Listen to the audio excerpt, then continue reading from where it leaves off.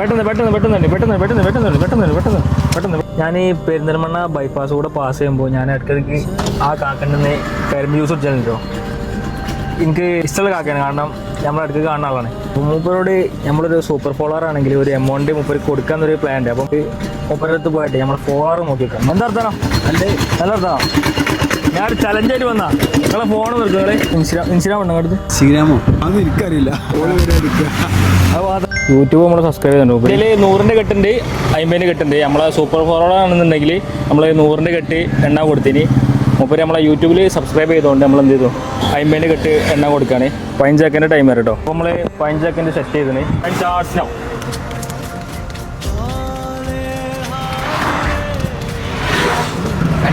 പെട്ടെന്ന് ആ സ്റ്റോപ്പ് എത്ര എണ്ണ എണ്ണി നോക്കിയില്ലേ? അപ്പോൾ എത്ര എണ്ണ നോക്കട്ടെ നമുക്ക്